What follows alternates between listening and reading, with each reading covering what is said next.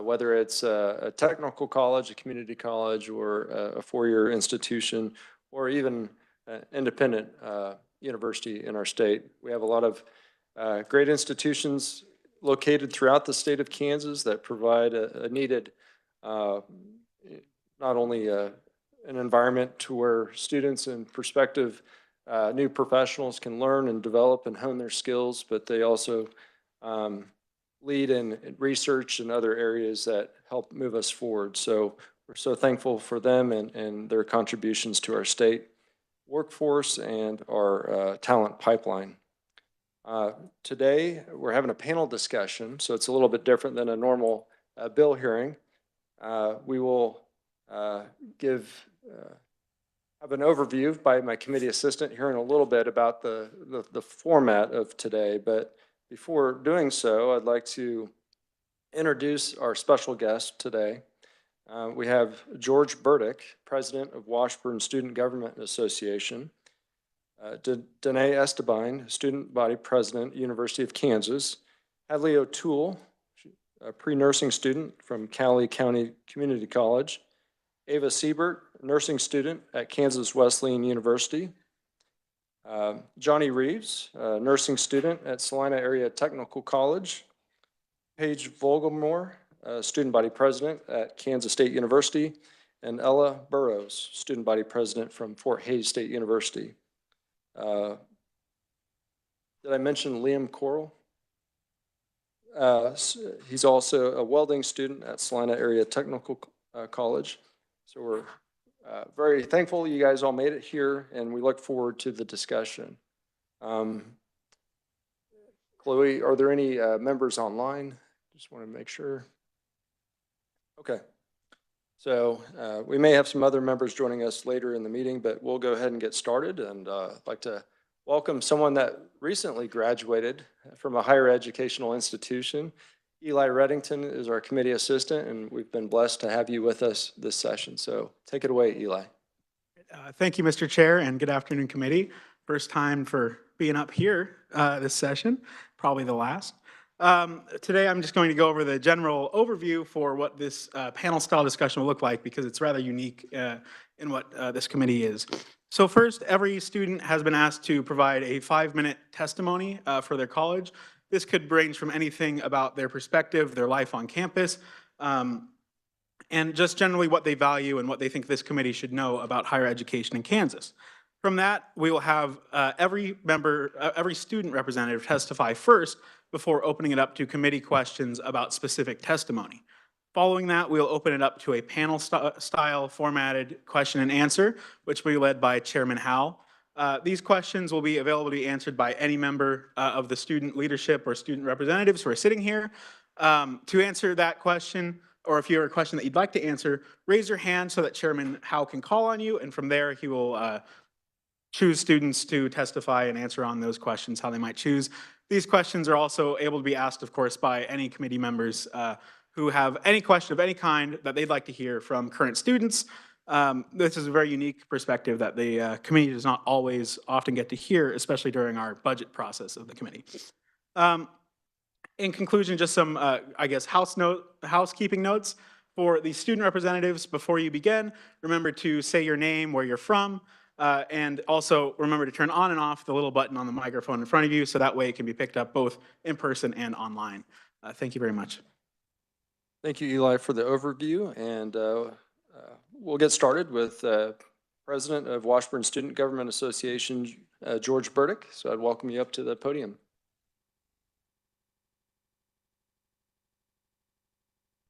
And welcome to the committee. Thank you. All right. And by the way, I'm George Burdick. I'm from Washburn University. I'm a senior right now, double majoring in political science and philosophy, which is a great double major, especially these days. So, all right. Good afternoon, Chairperson Howe and members of the committee. Thank you for the opportunity to discuss student experiences at Washburn University. Today, I will focus on 3 key areas: student success, affordability, and campus vibrancy. With regards to student success, I am pleased to report that student success at Washburn University is strong. One of the main reasons I enrolled at Washburn was because of my impression that it would be a university full of opportunities, where faculty cared about students and their concerns.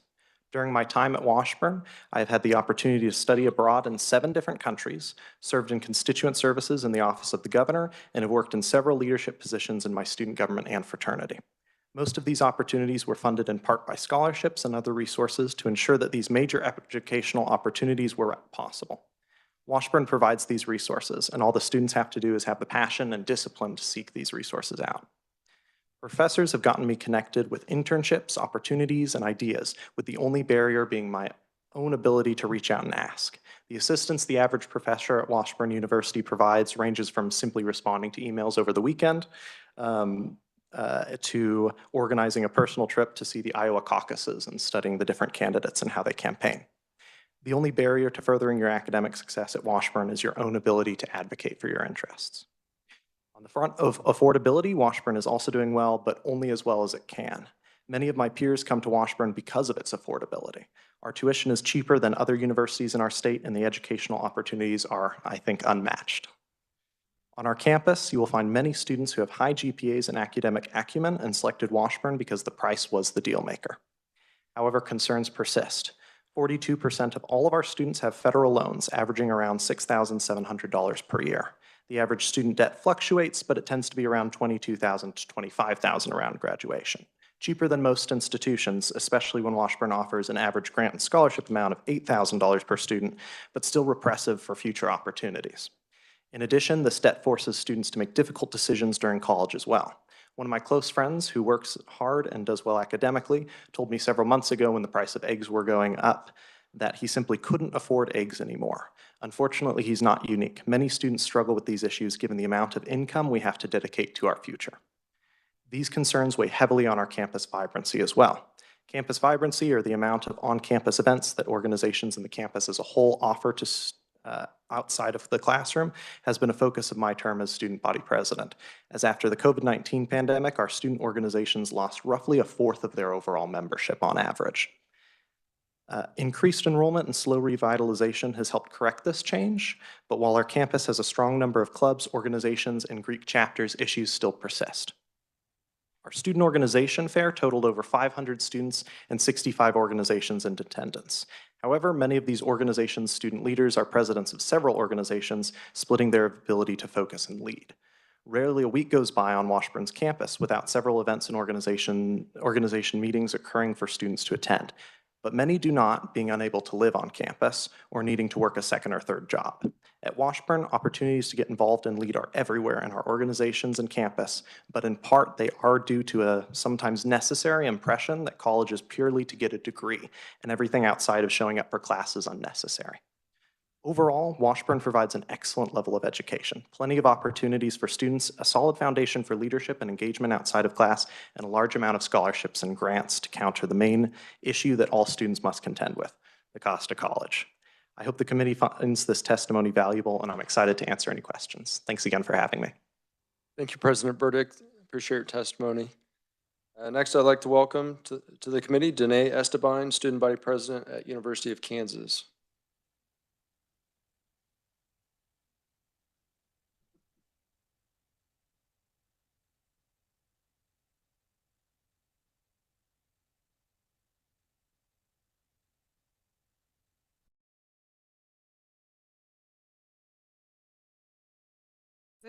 So Kansas born and raised, thank you. And I'll be graduating this May as a senior, and I'll be receiving a BA in psychology with minors in philosophy and business. And I'm mostly here to just answer any questions that the panel might have for me. But then I also wanted to take this moment to talk about the things that me and my colleagues advocated for last Wednesday at State Higher Ed Day here in the Capitol.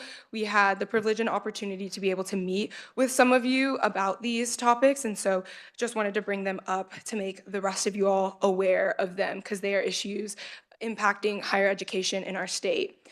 So the first thing that we advocated for was the implementation of OER, or Open Educational Resources, at our institution.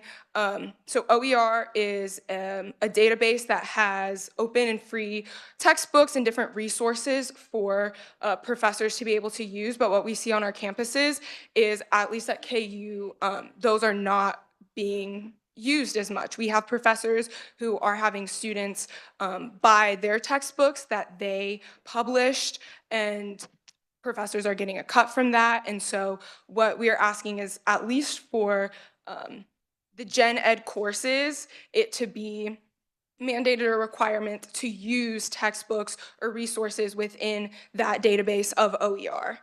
The second one was having more Apply Free Kansas days. So the current Apply Free Kansas days are in the first portion of the application cycle in October, which is relatively soon. It's pretty soon for students.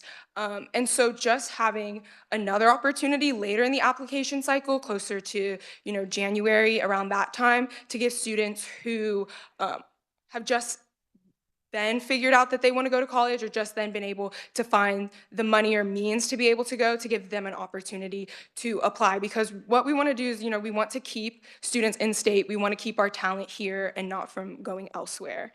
And then the last thing that we advocated for was for a student seat on the Kansas Board of Regents.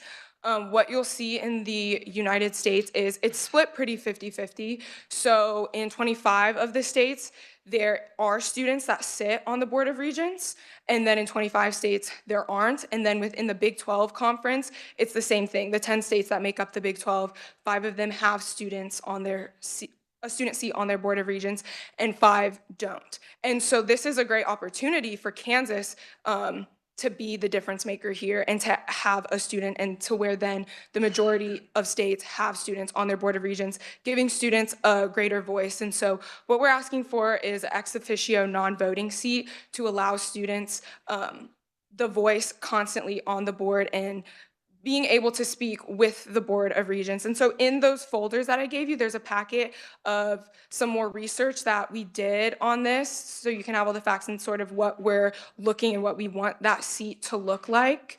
And so, yeah, that's all I've got for you all. Well, thank you very much for your testimony, and I think we'll have some questions for you, certainly. Thank you. Before proceeding with the next conferee, I notice we've got kind of a crowded room today. We do have one seat up in the front row available, so I know there's 4 without seats. Also, one seat up here. I'd welcome someone to come up and sit. Representative Partial is not going to be here today, but you're welcome to sit here. Then we've got 2 chairs in the middle, so that would be enough to cover, I think, everybody. So we could make room. So I know I don't want anybody feigning on me today. So yeah, got my vice chair over here. He might feign on me anyways, right? I don't know. No. Thank you. Next, I'd like to welcome to the committee Hadley O'Toole, pre-nursing student from Cowley County Community College. Welcome to the committee. Thank you. Good afternoon, everyone. My name is Hadley O'Toole, and I am currently a sophomore at Cowley College in Ark City. I'm honored to be here on behalf of community college students to share with you my experience and the impact that community college has had on my life and the lives of so many students across the state of Kansas. My community college journey actually began long before I was born. My parents, my aunt, my uncle, both my brothers, and a few cousins have also attended and graduated from Cowley College. I guess you could say that I'm a Cowley Legacy student, but I know I'm not alone. I know that Legacy students exist all across our state in the 19 communities served by 2-year colleges. After losing most of my freshman year of high school due to the pandemic, I began taking college classes during my sophomore year of high school through the dual credit program offered at Ark City High School. Cowley provided me with the academic rigor and structure that had been lost through the pandemic. One class led to another, then another, and before I knew it, I was graduating from high school last spring with 38 college credit hours. Cowley saved me, socially, financially, and most of all, academically. This past fall, I began life as a full-time college student for the first time as a sophomore. At Cowley, class sizes are small and filled with students from all walks of life, from high school students to adults returning to the classroom after many years away, From students like me who have called Cali home since birth to international students who are oceans away from home. The staff and faculty at Cali make the transition easier, offering support, encouragement, and opportunities for engagement. At Cali, we offer 20 clubs and organizations, allowing students a variety of opportunities to get involved and really immerse themselves in the college life. I am currently serving as the Student Senate President at Cali, where I help plan events that promote student engagement. Some of the highlights of our year include the Back to School Bash, our monthly free movie nights, homecoming week, and so much more. And for those students who find themselves a little too engaged in extracurricular events, Cali offers peer-to-peer tutoring, a writing lab, and a math lab, all focused on helping students academically. And when the weight of it all seems too heavy, students can visit Alwyn, Cali's adorable therapy dog. I believe that community colleges, due to their size, are uniquely positioned to help students adjust to life beyond high school and home to achieve success. At Cali, I was offered a vocal music scholarship to continue doing what I love. I'm a member of the concert choir and Cali's Select Choir, CC Singers. My choice to attend Cali allowed me to pursue my love for the performing arts and provided me with opportunities that I likely would not have experienced had I chosen to attend a larger college. Best of all, the vocal music scholarship paid for my books and tuition.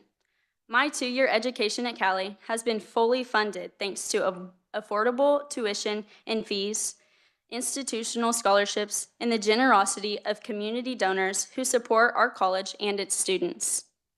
Just 2 weeks ago, I received the news that I was accepted into the Irene Ransom Bradley School of Nursing at Pittsburgh State University.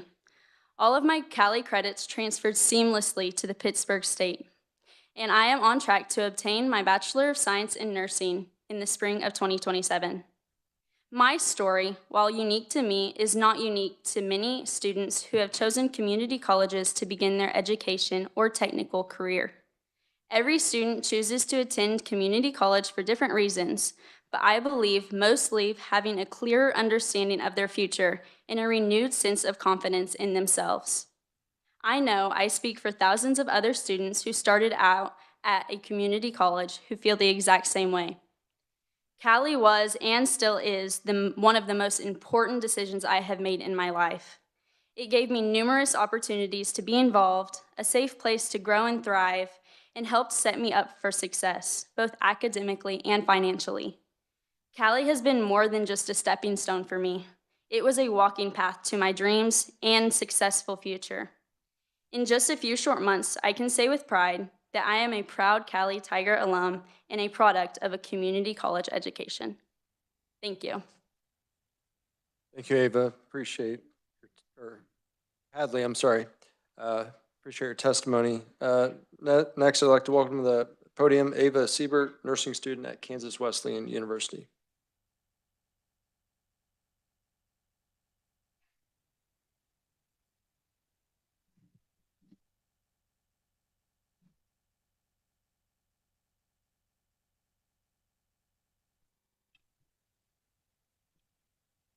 Hi, my name is Ava Siebert, and I'm currently a freshman at Kansas Wesleyan University.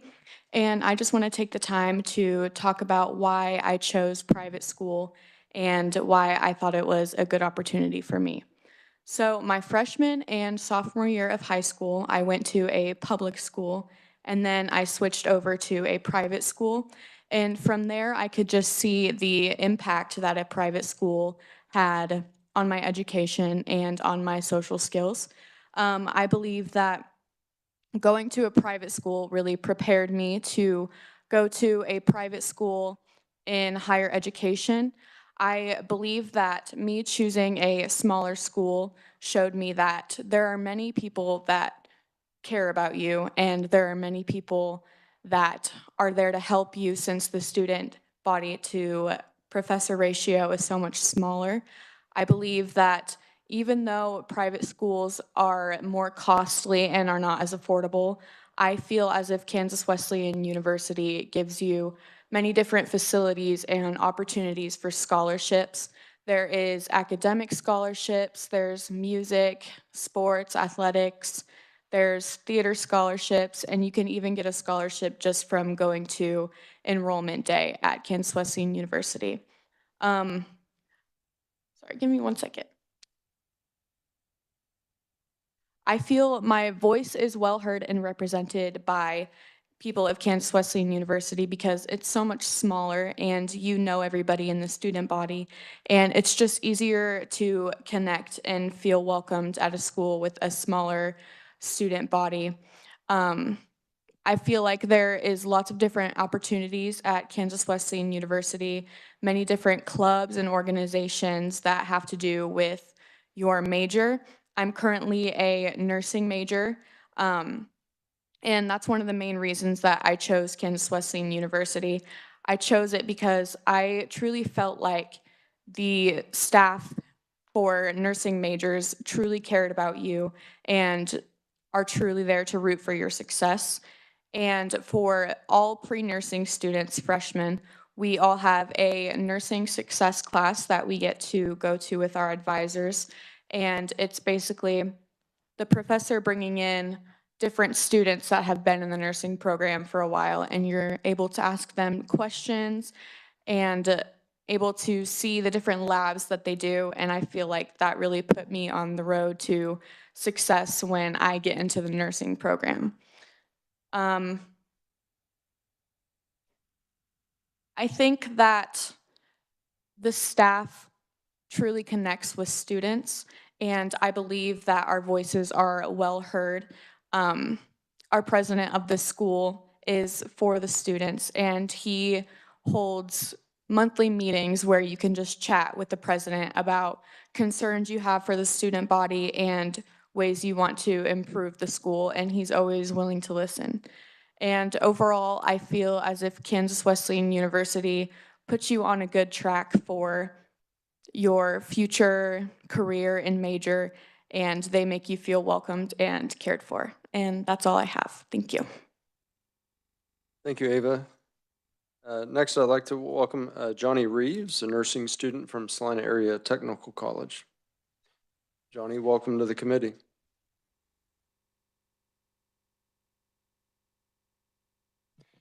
Hello, my name is Johnny Reeves. I am a senior in the LPN to RN Transitions program at Salina Area Technical College. I am a first-generation college student. I have come from a background in with addiction and laborers. Salina Area Technical College has given me the opportunity to pursue a career that I'm passionate about. Not only am I a first-generation college student, I'm also a caregiver for my parents, and I work full-time as an LPN at the local hospital. Without funding like the Kansas Promise Act, which I received this year, and other scholarships within that, I would not be here today. I don't have the background and the support from other places to put me through college. I rely mostly on myself and grants and scholarships to get through. And I'm not the only person in my college that has a backstory like this. A lot of the people that I speak with and I'm in class with are parents, single parents, people who need the assistance to achieve their goals. Salina Tech, in and of itself, also offers a lot of help to students like us. We have a food bank, a free food bank that every student has access to, that they're able to go whenever they need to receive the assistance that they need to. The faculty at Salina Tech are also very understanding of the different backgrounds and lives that each student have, and they're able to work with us through what we need and through our schedules. And because of them, because of grants, because of scholarships, I have been able to pursue a career in something that I have dreamt about since I was 14 years old. Technical colleges, I think, provide a unique background to students who aren't able to attend a four-year college because of the demands of time that they can propose. So thank you again for having us up here, inviting us up here to speak, and including us in this discussion. Thank you. Thank you, Johnny. Appreciate your testimony. We also have Liam Coral from a welding student at Salina Area Technical College. Liam, you're welcome to provide an introduction and some information about what you're studying at Salina Tech.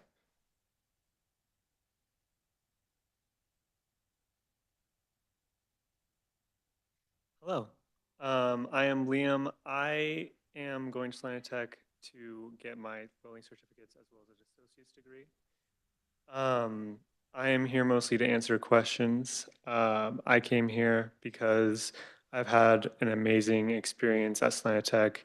I've had a lot of support from my teachers, and I feel so much gratitude for my school. This is a very unusual environment for me, but I came here because I really feel supported my school, and I felt the need to represent. Thank you. Thank you, Liam. We look forward to speaking with you further on the panel discussion. Next, I'd like to welcome Paige Vogelmore, Student Body President from Kansas State University.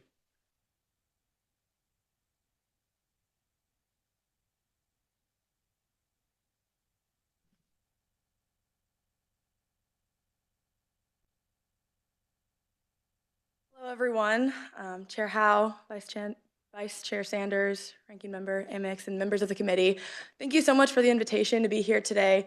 I think it's so cool that so many student leaders were invited to come share a little bit about their story and tell us a little bit about the institutions that they attend. I've already learned so much today about the colleges in Kansas, and I hope you have as well. My name is Paige Vogelmore, and I'm a senior studying agricultural economics at Kansas State University, and I currently serve as student body president. And I'm honored to be here to share my perspective on the student experience and the vital role that K-State plays in shaping future leaders and strengthening our state. So growing up as a farm kid in rural Western Kansas and then making the move to a large university took quite a leap of faith for me. Coming from a small town where I was involved in almost everything I could be, I worried about how I was going to find my place at K-State. But in reality, it did not take me long to adjust to life in Manhattan after all. As soon as I stepped on campus, my faculty, advisors, and older peers immediately took me under their wing and helped me find opportunities that ultimately set me up for success. This is when I really began to recognize the transformative power of college and higher education. One of the most defining aspects of K-State and what truly made it so easy for me and many of my peers to adjust is the culture and community and student engagement that we have. This past year, as you may have heard these statistics before, the Princeton Review ranked K-State #1 in the nation for friendliest students, #2 for happiest students, #4 for best quality of life, and #5 for best student support and counseling services. These rankings don't just reflect numbers, but they reflect a university where students feel supported, where faculty and staff invest in our education and success, and where we have a sense of belonging from day one. It's because of this mentorship and support that I've received early on that led me to where I am today. And I'd be remiss if I didn't touch a little bit on my experiences serving as student body president, because it has been a large part of my college experience. And like many of my peers in the room today, it's quite a unique role at each of the colleges we represent. A significant part of my job is serving as the primary liaison between the student body and K-State administration, ensuring that student voices are heard in major university decisions. And as you can imagine, that can be a really easy and exciting role, or it can be a really frustrating and negative role. But at K-State, I'm fortunate to work with incredible administrators who truly believe in making student-centered decisions for the university and actively seeking out our input. I promise they didn't make me say that. Whether it's discussions on tuition and fees, academic policies, our campus master plan, or many other important decisions, the student voice is not only offered a seat at the table, but it's often the most valued voice in the room. But beyond our campus culture, K-State is dedicated to student success and access to education. As a leading land-grant university, K-State excels at providing a practical, real-world education that is accessible to all students, while focusing on research and extension work that directly benefits rural communities like my hometown, our state, and the world. Speaking of, you've probably heard K-State's new tagline, if you will. If we do good things in Kansas, we can do good things for the world. I truly believe that that phrase resonates with what we value at K-State, and it also speaks to a larger truth that we can all get behind in this room. Investing in the leaders of tomorrow starts right here in Kansas, at our colleges, and in our students. So thank you again for your time and for your commitment to Kansas students and universities. And I'd be happy to answer any questions you have at the end. Thank you very much, Paige. Next, I'd like to welcome Ella Burrows, Student Body President from Fort Hays State University. Welcome to the committee. Good afternoon. It's both an honor and a privilege to be before you today to share my testimony. My name is Ella Burrows, and I'm a senior from Satana, Kansas, which is a tiny little town southwest of Garden City. If you don't know, I am studying political science with a concentration in legal studies, and following my graduation in May, I will be attending Washburn University School of Law to pursue my Juris Doctorate. As a fourth generation Fort Hays student, it's been one of the biggest blessings of my life to serve as student body president for not one, but 2 terms. My grandfather was a professor at Fort Hays for over 40 years, and I have such fond memories of visiting him in his office on the 3rd floor of McCartney Hall. But when it came time for me to make my college decision, it wasn't my family's history that drew me to Fort Hays. It was the fact that I could afford it. My parents are teachers, and attending a Division I university just wasn't financially feasible for me. Had I chosen to attend a larger university in Kansas, I would likely have graduated with over $50,000 in student loan debt. When I graduate from FHSU this May, I will have no student loan debt. Fort Hays State University provides thousands of students like me with the opportunity to pursue a high-quality education at an affordable cost. My family has attended FHSU for over 100 years because of its affordability. It is my greatest hope that our Fort Hays legacy will continue for another century. However, this cannot happen if FHSU does not receive adequate and equitable funding. I am deeply concerned that the current funding structure disproportionately impacts regional universities like FHSU, hindering our ability to provide accessible and affordable higher education. Data from the Kansas Board of Regents reveals that research universities receive $14,636 per student, while regional institutions like Fort Hays receive just $6,339 per student. That funding gap is over $7,000, but the intent of the funding is the exact same. The consequences of this disparity are most keenly felt by students like us, as our tuition and fees continue to rise in an attempt to fill this gap. Each time tuition is increased, we risk making higher education less accessible for Kansas students like me and everyone in this room. This committee has previously heard FHSU's request for an $8 million increase to the State General Fund. This funding would provide essential upgrades to our classrooms and laboratories, while also supporting student success, recruitment, and retention efforts. Throughout my time at FHSU, I've been continually amazed by how Fort Hays State University has been able to do more with less. I am confident that increased funding will keep FHSU affordable and ensure that the students of tomorrow have access to the same opportunities that I have today. If this request is approved, it will be after I have graduated, and so I hope that the fact that I am still here advocating on behalf of this request really illustrates how important and crucial this funding is. So today I'm here on behalf, not of myself, but on behalf of Fort Hays State University's 14,617 students to respectfully request an $8 million to the State General Fund because I believe that regional universities offer the greatest opportunities for students struggling to meet the increasing costs of higher education. For me, my decision to attend FHSU could be described as affordable opportunity. It is my greatest hope that the next generation of FHSU students can experience this too. Thank you for your time and consideration and for this opportunity. I'm happy to stand for questions at the appropriate time. Thank you very much, Ella, for your sharing your story and testimony with us.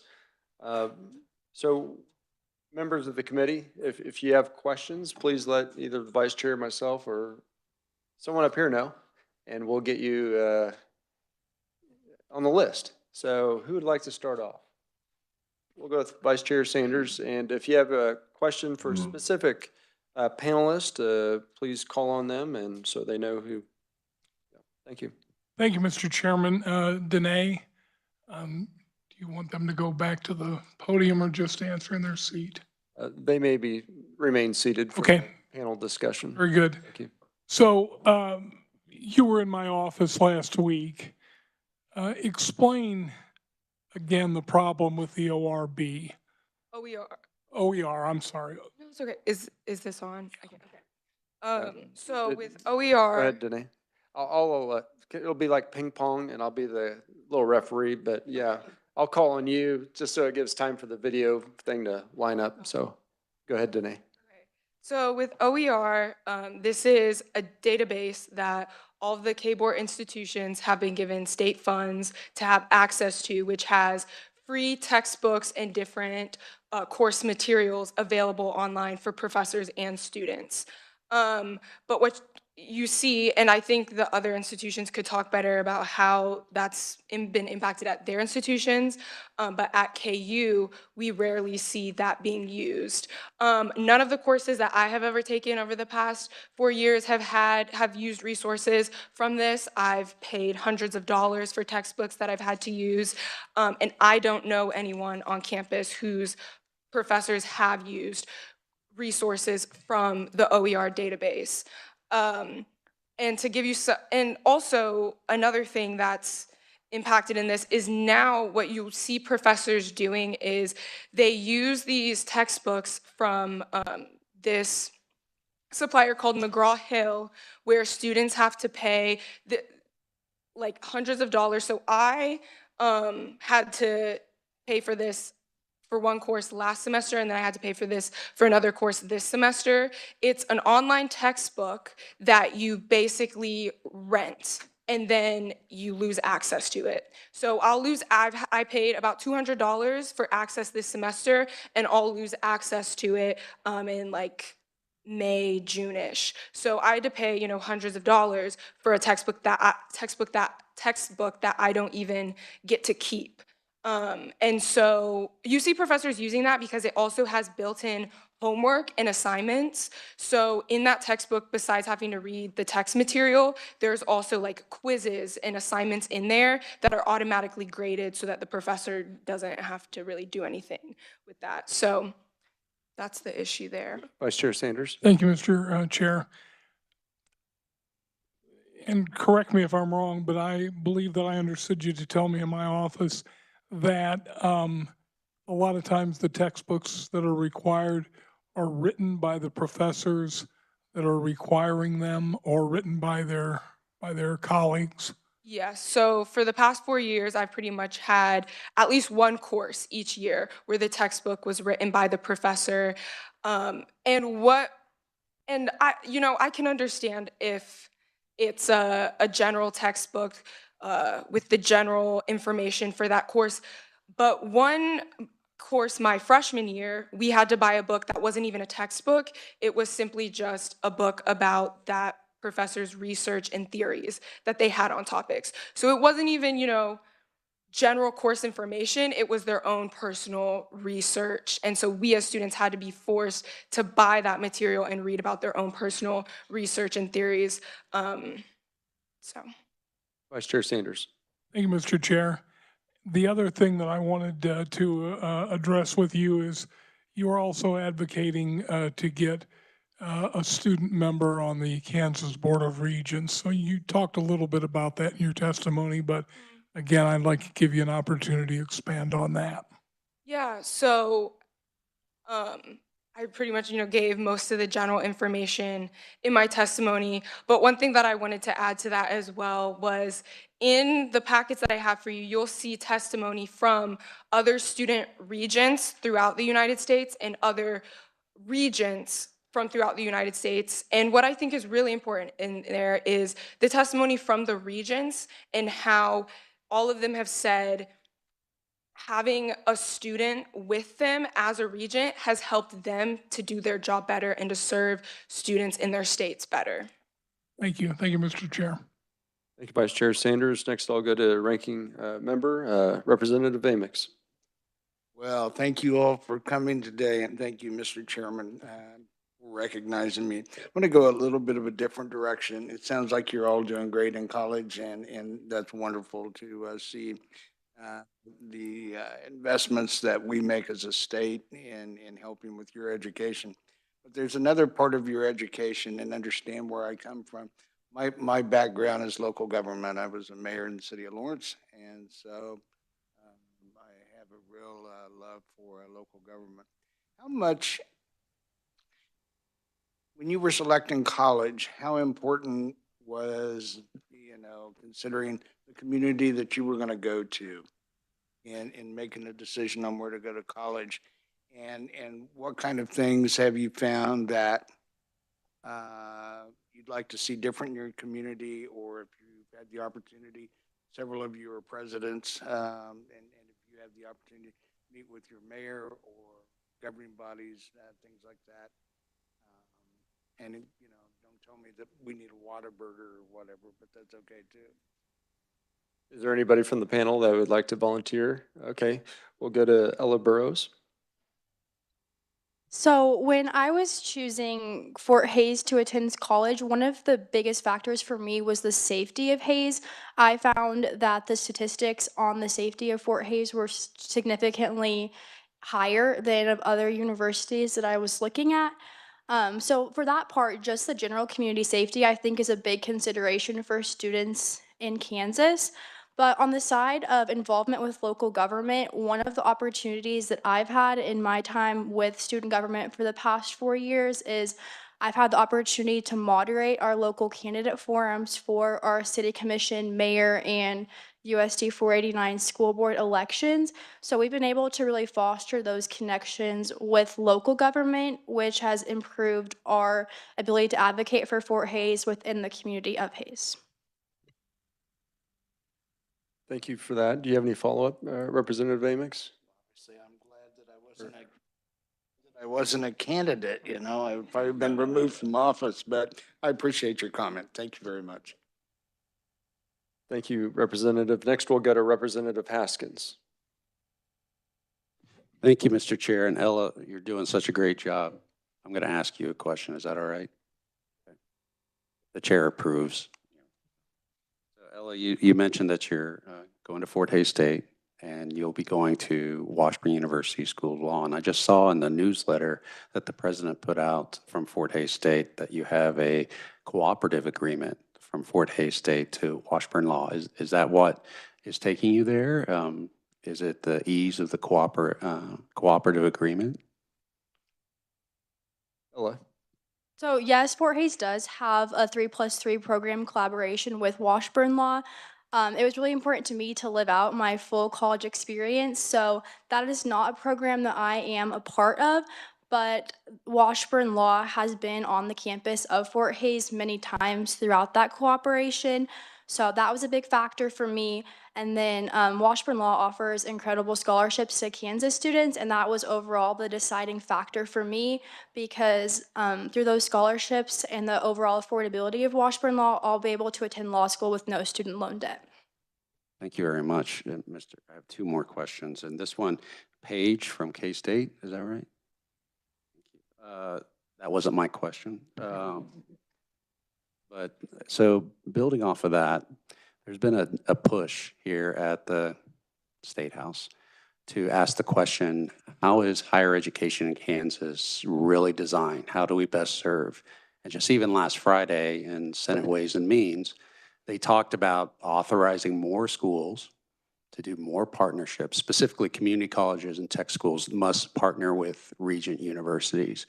From your perspective, K-State, research-based institution, what do you see the value in having more and more partnerships between community colleges, tech schools, in which they become underneath the umbrella of a larger university? What's your perspective, and how do you think your students, classmates would? Paige. Thank you for the question. I think it is a great question, and we've recently started more partnerships with Garden City Community College, which is really close to my hometown, Scott City. And so I've recognized the importance of that. I think that the value of, getting that degree is so important that we need to extend our extension, if you will. And I think that that's a value of a land-grant university, which we are, trying to be a next generation leading land-grant university. And I think to do that, we have to continue partnering with institutes like Garden City Community College and others across the state to be able to better reach and make our education more accessible for students that maybe need to be home and need more practical education closer to home rather than traveling all the way across the state to get that education. And it's more practical for them and it gives more opportunities for students. So I think it's very positive and we need more of it. Nice job. Thank you, Paige. And Mr. Chair, one last question, and this is for George. Washburn University gets the tough one. All right, now, they've answered well, so let's go for the trifecta, all right? I am putting the pressure. It's Washburn. All right. No, seriously, nice job on your, Representative, you are talking to a potential constituent, I believe. Potential voter? If there's anything I can do to best support you, you please let me know. And every friend of yours at Washburn says hi, because I've been texting them. So seriously, all right, here we go.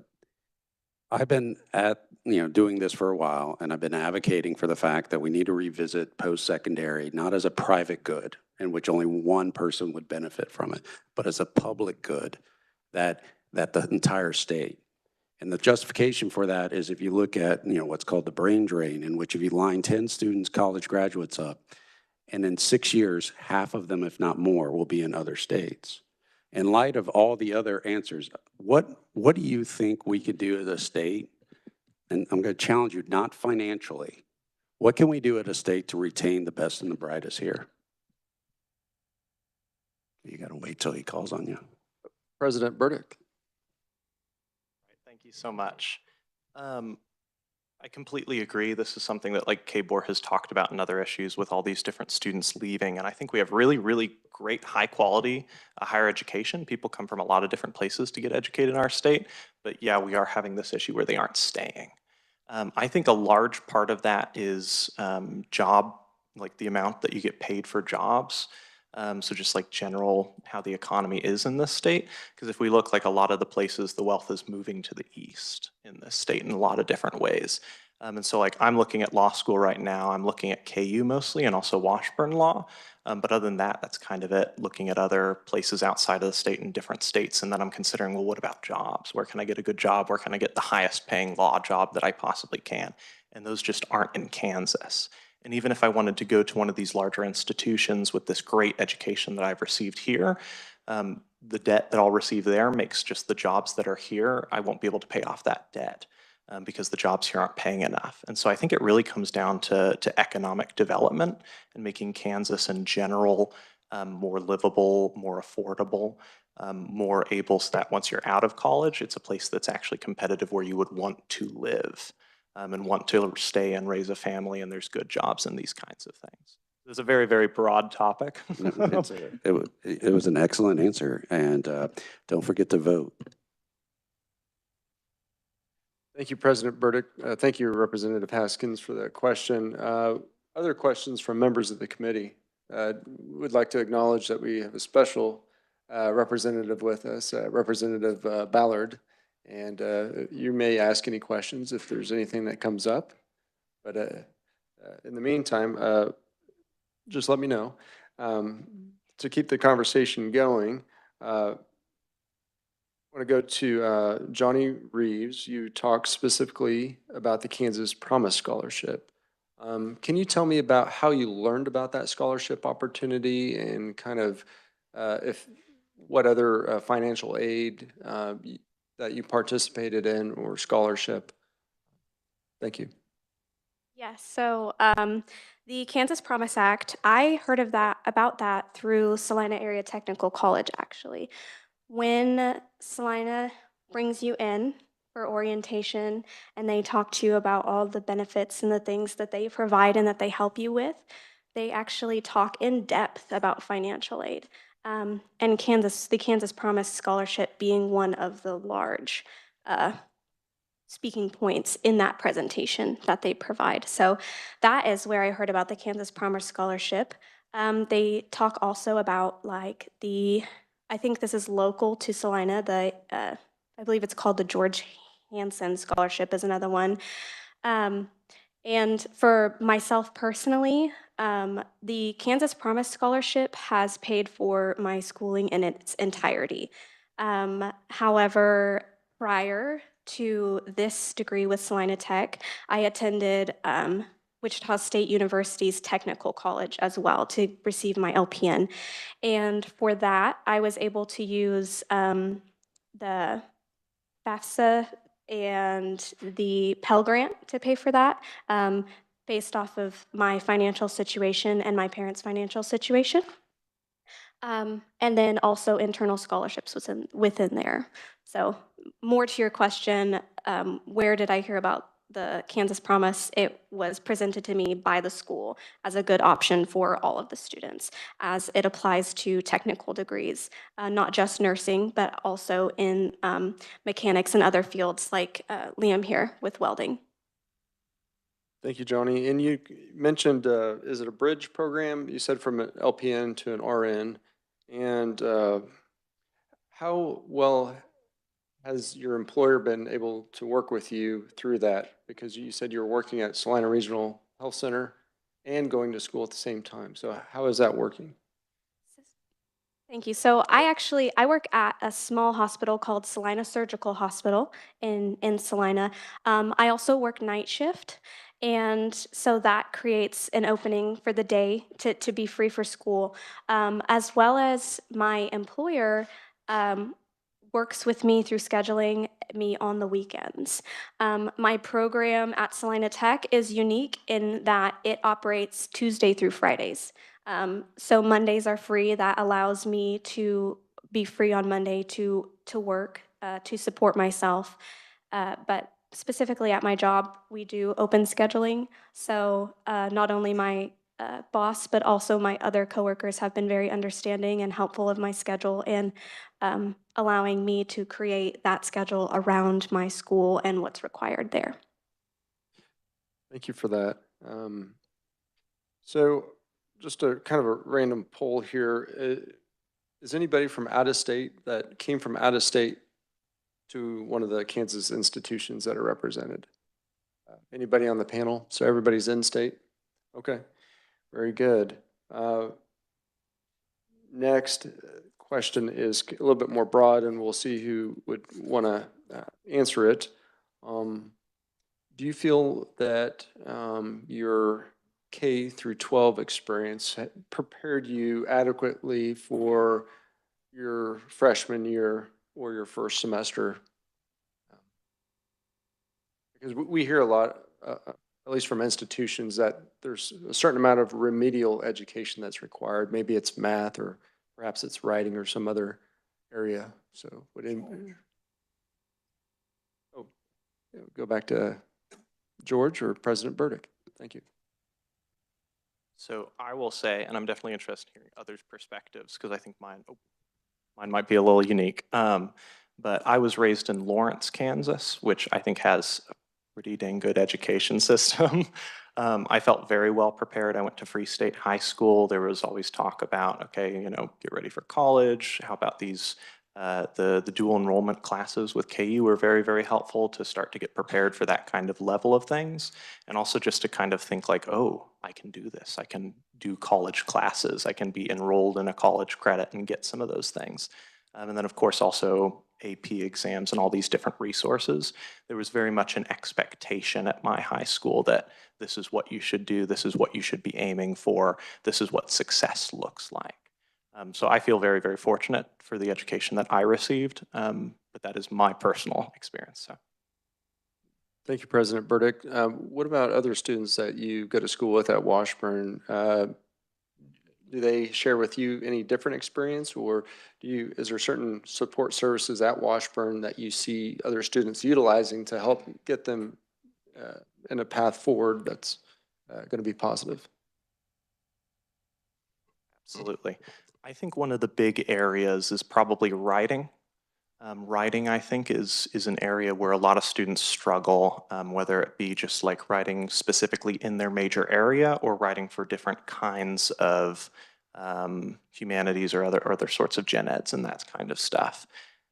Fortunately, we've got a lot of different things. We've got in our English department, there's this entity called the Writing Center, which employs college students to help students learn how to write and gives them critiques and other different systems like that. I believe that that's actually, like, there's more of those popping up. I think it's a national trend. And in addition to that, we've got some of our gen ed requirements. We've got an English 100 and then an English 300, where English 100, it's required for everyone to take, and it focuses on just general writing. What do you need for college? These kinds of things. And then English 300 transitions and focuses, okay, now that you've had 2 years of college, how do you write for your specific industry, your specific degree? And so it hones in even further and specializes. And those are required, and I think there is a difference between those who start without EN 100 and then after they come out of that. I think it's a pretty significant shift. I would also describe it as, I think, a necessary shift. For the best performance at a college level. Very good. Thank you for that. Is there anybody else on the panel that would like to comment based off of what President? Yes, we'll go to Ava Siebert and from Kansas Wesleyan. Thank you. From my perspective, going to Newton Public Schools, I do not personally feel like I was very well prepared, just because I feel like the teachers did not expect a lot from us. And I think it's because a lot of kids that went to Newton did not grow up in the best homes. And I think when teachers would expect us to turn stuff in, they would just accept it as it was, and they didn't really give us any revision tips or how we can make our writing or our math or any of that better. But when I switched over to a private school my junior and senior year, I feel like it was expected that we turn everything in with the requirements and maybe even a little more. And they would give us one-on-one help with whatever we feel like we were struggling in. And I think that very well prepared me for college those last 2 years of my private schooling, just because I felt a motivation to do more than what was just expected. And I think that's because I didn't get the greatest education when I was in public schooling. Thank you, Ava. I appreciate that. Would anybody else like to share about their experience, or we can move on to a different area? President, Staubine, did I pronounce it? Estabine. I'm sorry. No, that's okay. I had a great experience when it came to my education. And so I actually didn't go, I'm from the Olathe School District, and I didn't go to my home high school because in Olathe we have the 21st century programs. So I went to Olathe East, which housed the Leadership Academy, and specifically in the Leadership Academy, I did the legal studies path.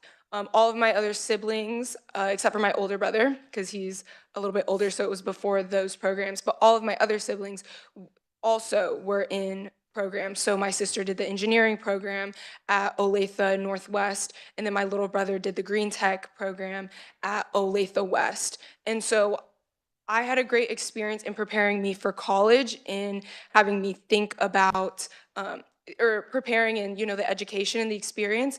But through those 21st century programs, we also had the experience of thinking even further ahead about our career.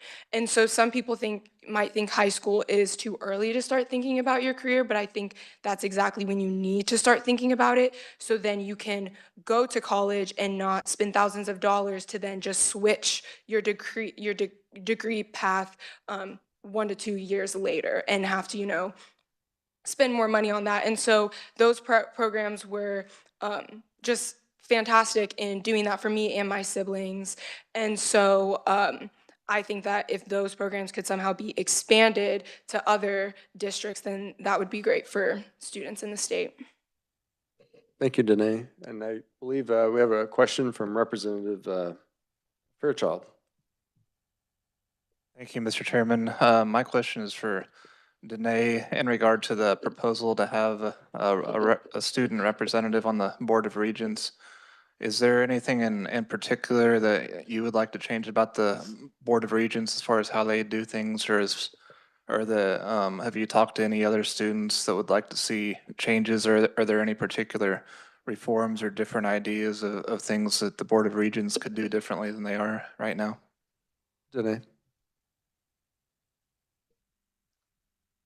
So what we're really wanting is just more student voice. I've talked about this with the other K-Board student body presidents, and we talked about this in our annual breakfast that we had with the regents.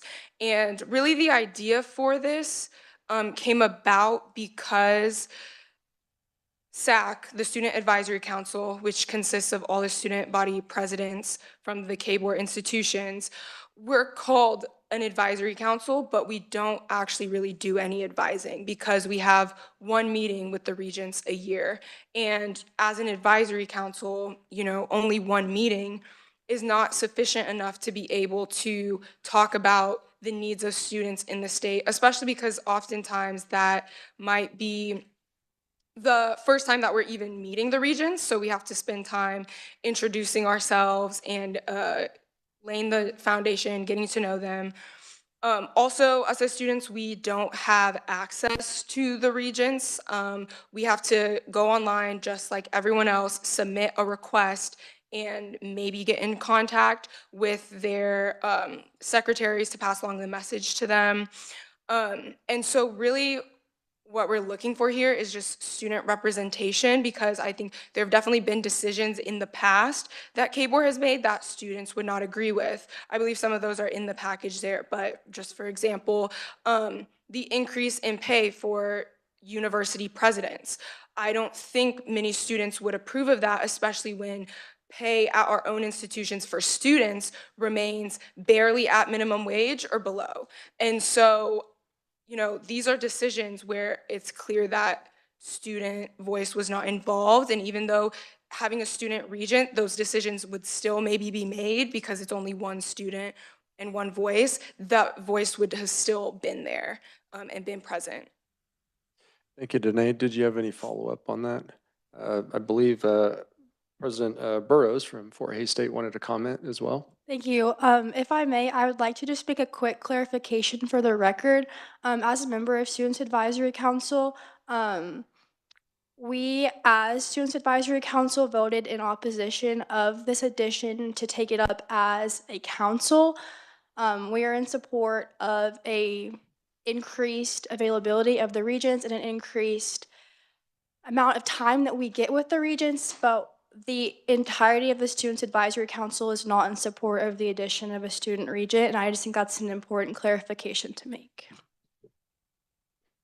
Thank you, President Burrows. Sounds like maybe some internal disagreement or politics, but that's okay. Next, I'd like to get a representative, Representative Sweely. Thank you, Mr. Chair. Now it kind of sounds like more like our meetings.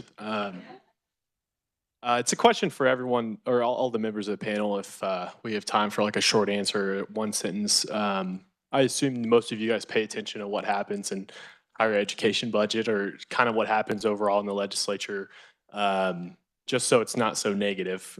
Could I have one thing that you think that the body is doing that is good for you guys, that actually benefits, and then tell me one thing that you think we have failed to see or failed to understand, or what is needed to be changed, or just something overall that you think the body has not recognized yet? Well, we can start on maybe your side of the room, and we'll go around this way if that's okay. So I'll go back to President Burrows. One thing that I think that the entire legislature has done a really great job of is recognizing the importance of sustaining our university facilities.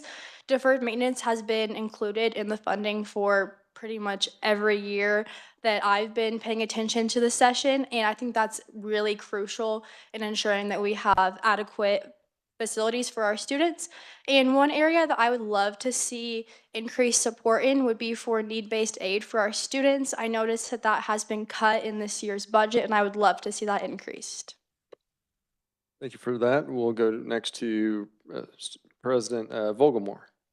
I think one thing you all are doing well is this right here. I think hearing the student voice and what you do a lot affects us students, and we aren't always, the ones in the room sharing our opinions and perspectives. So I think this is really important, these conversations. Also, when our institutions come for Higher Ed Day, that was canceled because of bad weather this year, but several of the individual institutions have made it up here to advocate for higher ed and being available to meet with students. I think it's so important, and we appreciate you all doing that.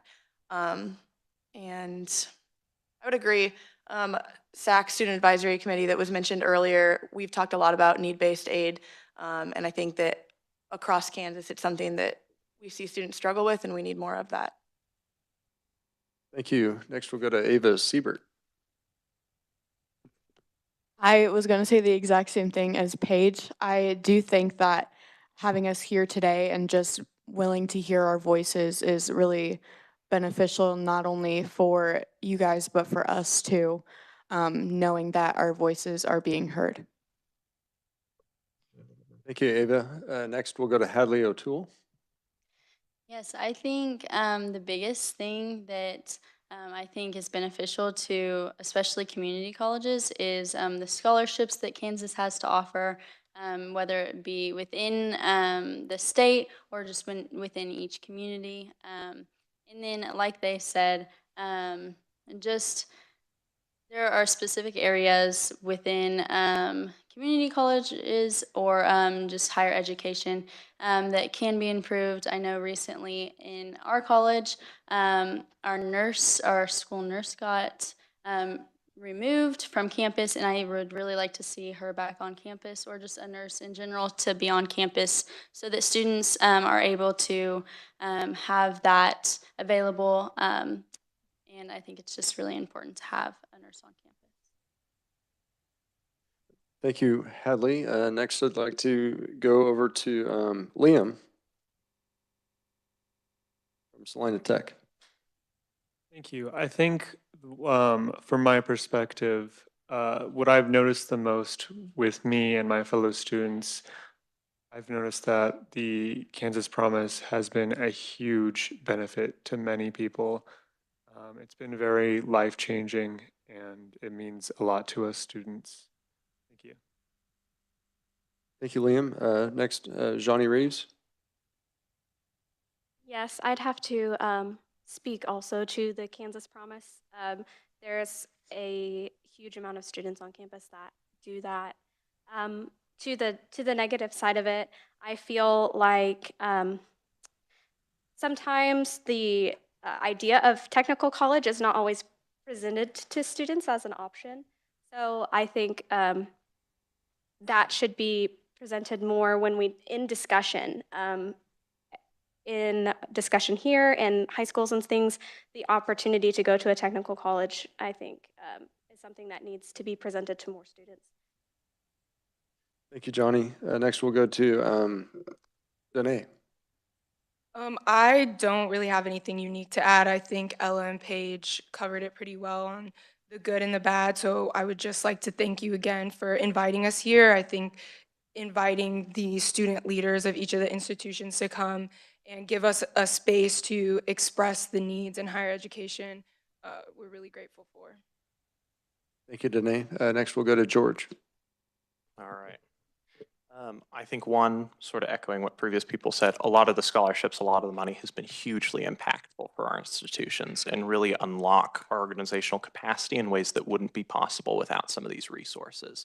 I think in addition to that, having things like the Student Advisory Committee with the Kansas Board of Regents is useful, just if we can, see what's going on and get our foot in the door and all these other pieces. I also think that this, especially hearing from different colleges, private colleges and other things, is incredibly valuable because I'm learning some things. So, and I'm sure y'all are as well. With regards to what we could do better, I'm going to give a bit of a different answer. I think right now, the culture in the state and in this country around higher education is getting more and more hostile.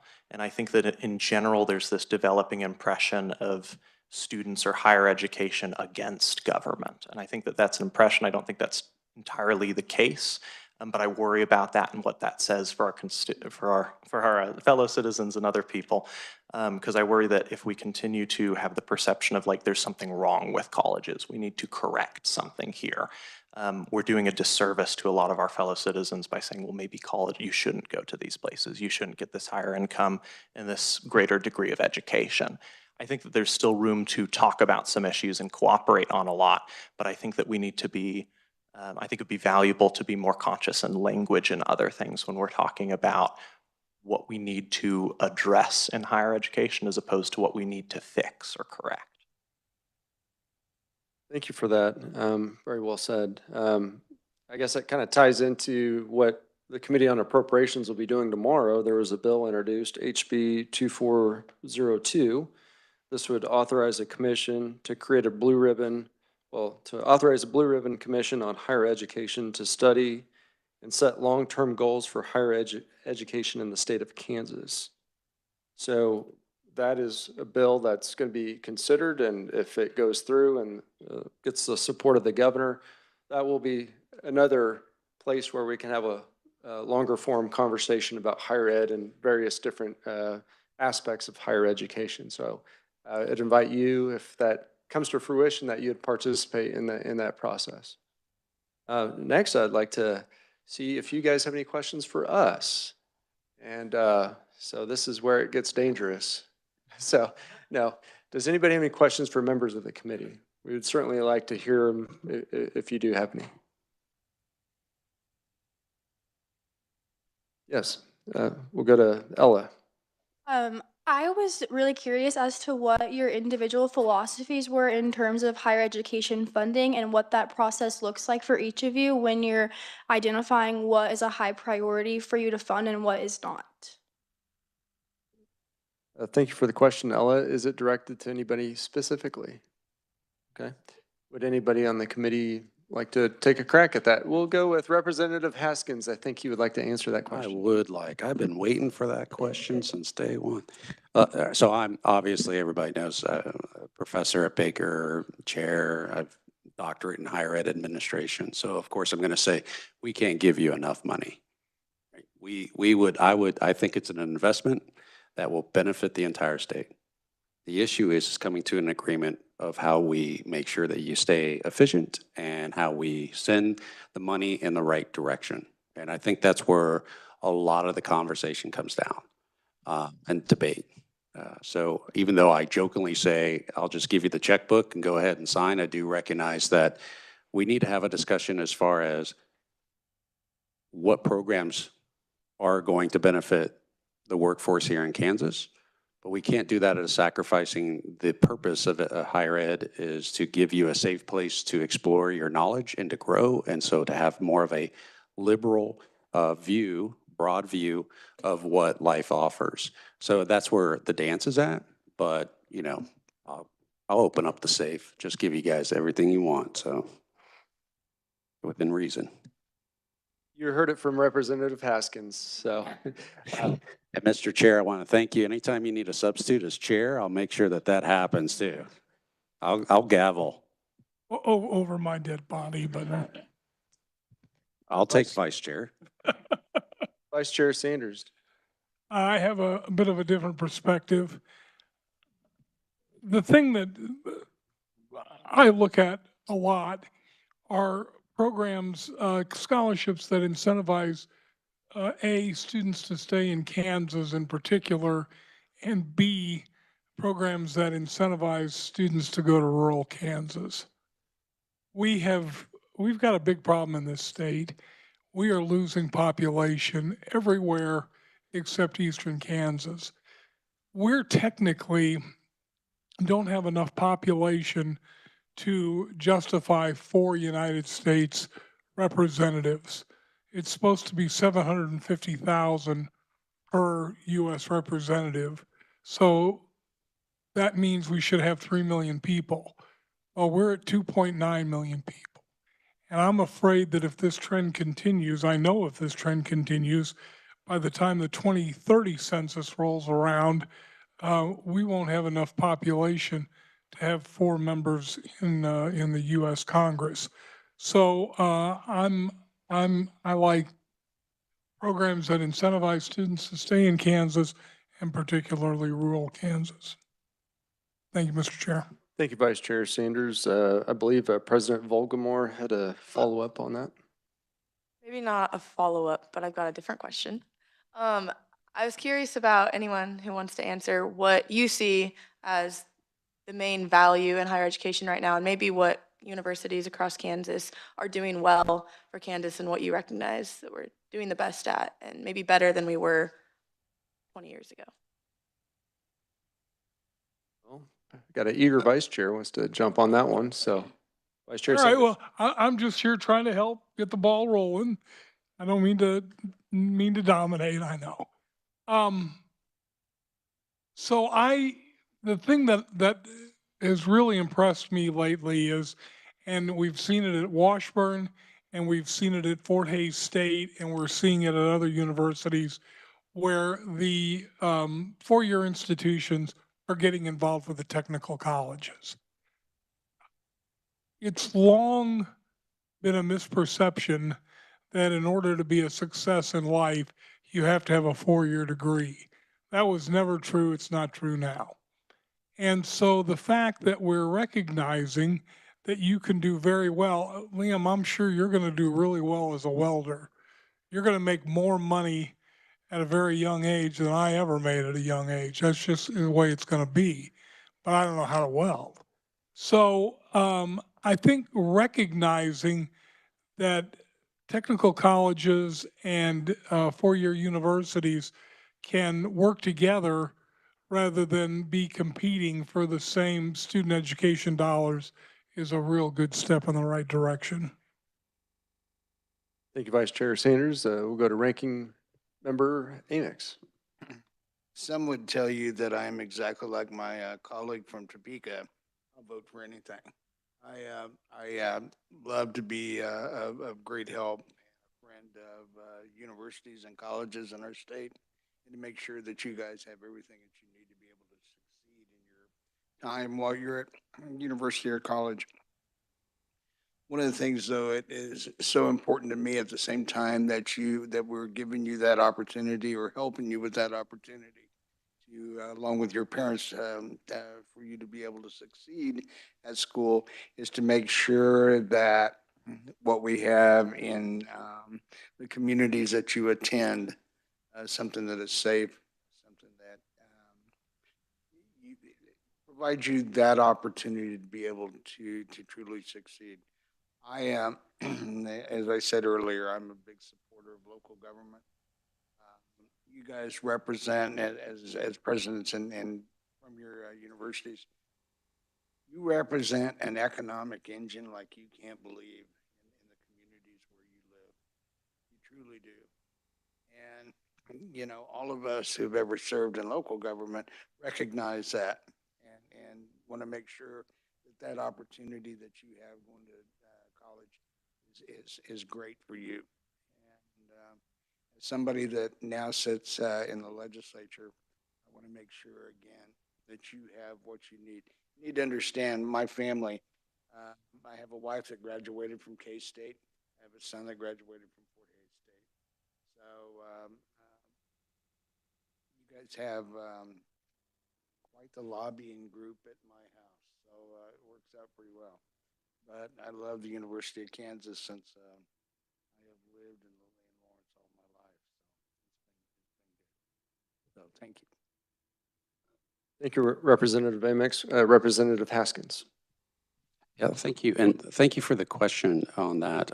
But I want to make sure that just kind of clarify, as I do support all the philosophies that's about higher ed, and that's why I like being on the committee, is we're all motivated about making sure post-secondary. And even though I will state that, yes, you don't need a post-secondary education to be successful, the road is a lot easier if you continue your education after you graduate from high school. And we all do that. I mean, we all continue to learn. If not, we don't grow.